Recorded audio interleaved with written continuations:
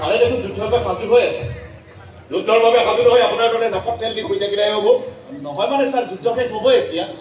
কাৰণ ছাৰ মই লক্ষ্য কৰিছোঁ আজি কিছুদিনৰ পৰা আপুনি মোৰ পৰা আঁতৰি আছে আৰু মঞ্জিতৰ লগত বেছি সম্পৰ্ক কৰিছে। কাৰণটো কি? এইবোৰ আপুনি ঠিক কৈছে ছাৰ। আচলতে আপোনাৰ আদৰ্শৰ দ্বাৰা মই বিশেষভাৱে অনুপ্ৰাণিত ছাৰ। আচলতে আপোনাৰ সংগ পোৱা মানে বাহিৰত দুই এজন মানুহৰ সমীপ পোৱা। অৱশ্যে মঞ্জিত আৰু মোৰ পুত্ৰ যিটো দুই বন্ধু যেতিয়া দুই এটা খবৰটো পঠিয়াই ছাৰ ছাৰ যুদ্ধত পাকিস্তান পৰাজিত হ'লে ভাল আছে। পাকিস্তান যুদ্ধ ক্ষেত্ৰতে নহয় কূটনৈতিকভাৱে পৰাস্ত আপুনি বাহক হ'ব ছাৰ।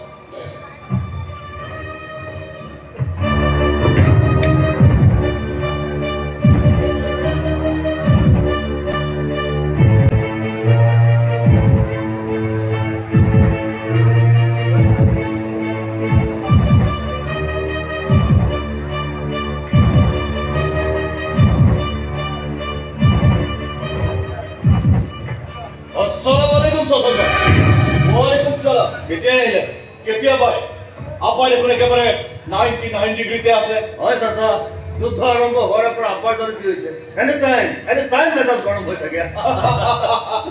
আচলতে আব্বা দেশৰ নামত পাগল। তোৰ আব্বাৰ কথা ঘূৰি মই এইখন দেশত ভাল পায় একটু আপনাৰ মন্ত্ৰী আমাৰ কাছে ৰাষ্ট্ৰতন্ত্ৰ বিৰুদ্ধে যুদ্ধ কৰে আমি চুক্তি কৰলে